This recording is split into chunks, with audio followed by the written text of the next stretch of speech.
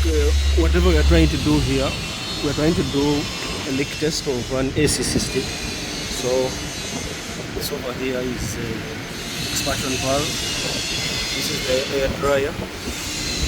This is the condenser, and this is the evaporator. So these are our AC ports where we are going to charge one of the high lines with nitrogen.